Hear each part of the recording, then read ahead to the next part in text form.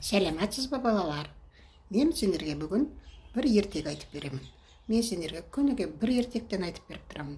Мені жоғалтпағаны үшін колокольчикті басып, маған подписаться етіп қойыңдар. Енді бүгін қазақтың ертегін айтып беремін. Әр күні әр елдің ертегін айтатын боламын. Бүгін қазақтан бастаймыз. Бір тышқан туралы айтып берейін бүгін. Бір қорқақ тышқан болыпты. Ол сондай қорқақ екен. Сәл сыбырдан, көбелек ұшқаннан, жоқ кішкентай көлеңке түскеннен қорқа береді екен. Бір күні қатты дауыл соғып, ол тышқанды ұшырып әкетті. Айдалаға ұшып кетіпті. Енді қалай үйді табам деп жылап тұрғанда түйені көріпті. Түйеден сұрапты, қорықпай. Түйе, мен үйімнен жоғалып қалдым. Мен қалай тапсам болады дейді. Сонда түйе айтады: мына жаққа қарай жүр, сенің қорқақ деп естідім, қорқақ емес екенсің, бара ғой дейді. Солай келе жатқан кезде бір бүркітті көреді. Бүркіт ұшып келеді. Бәлем деп ұстап алады. Бүркітке айтады: бүркіт, мен қорқып тұрмын, бірақ сонда да мен сенен сұрайын дейді. Мен үйімді таппай қалдым, желден ұшып кеттім, үйімді тауға көмектесші дейді. Сонда бүркіт айтады: сен неге қорықпайсың? Сені қорқақ деуші еді. Мен сені онда үйіңе апарып тастайын, арқама міне ғой дейді.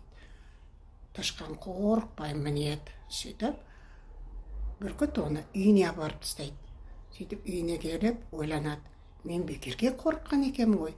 Елде тек жаманшылық емес, жақсы адамдарда, жақсы жануарларда бар екен ғой.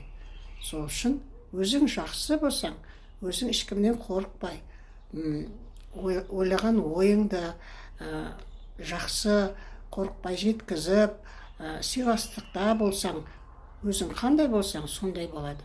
Қорқып, әркімнен қашып, жамандық ойлай берсең, саған жамандық келеді. Жақсылық ойлап, бұл жақсы адам, маған жақсылық істейді, мен де оған жақсылық істейін деп, жақсылықты қайтарып, жақсы сөз айтып, жолда көргенде, адамдарды көргенде амандасып жүрсеңіздер, олар да сендермен амандасады. Үлкен кісілер сендерге батасын береді.